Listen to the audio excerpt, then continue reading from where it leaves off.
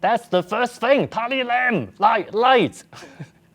It's something so simple. I don't know why don't other manufacturers do it. Fujifilm only use the AF assist light, which is really bright. Nikon only do it on the ZR. But yeah, this is R6 Mark III in here, which is really similar to the R6 Mark II. You may have already realized the footage are unusually shaky, other than the fact that Kai was the cameraman. The reason is, I don't know actually. On the day of shooting this video, it's hard to tell from that screen at the back of the camera. It has to be something about this pre-release model, or there's something wrong with the lens that I borrowed from Canon.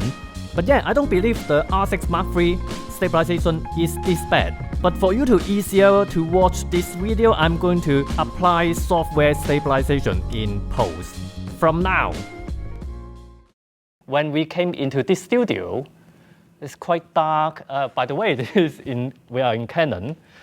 We usually at the library thing, but now it's like, oh, professional lighting. I was saying, yeah, when we came in here, it's quite dark, and then like, damn, which one is that? Because it's just that little Mark III and Mark II mark like that. If you're thinking of, oh, I upgraded to one up my friend, nobody can see that.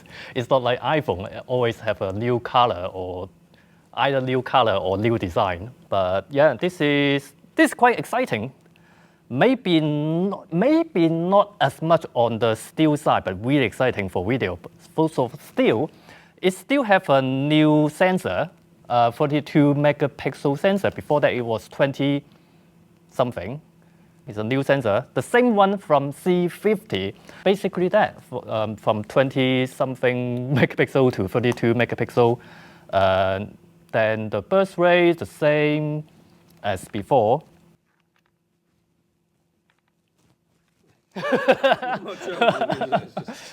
Well, IBIS a little bit more, 8.5 stops, like half a stop before compared to the R6 Mark II. The R6 Mark II, it was great. It was the first camera with, well, not the first camera, probably the first mirrorless camera with full color for video shooting. I knew you'd get excited about that. Yeah, I got really excited about that. It's really useful. Rather than, I mean, when you expose for video, rather than like those little zebra, sometimes on this kind of screen, even if you can have waveform, it's like really hard to see. Well, the body is really, I've mentioned the body is the same. The buttons layout, back is the same. Use the same battery, that's a good thing, of course. It's the same battery from long time ago, from DSLR time. So you can still use your whatever newer wasabi power battery in it. Not ideal. Wasabi. Don't put actual wasabi in there. No, not actual wasabi.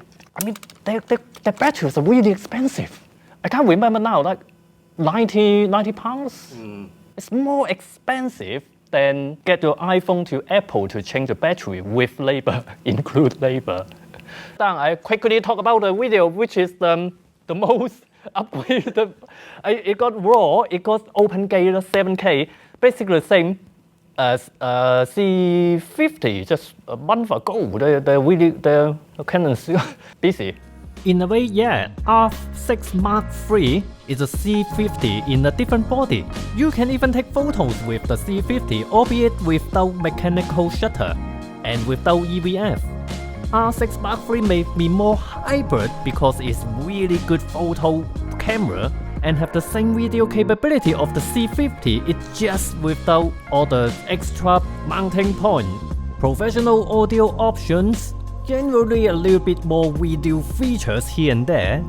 And with the cooling fan, you can imagine it will perform much better in challenging environment. So this is basically all you need to know about the R6 Mark III within 5 minutes.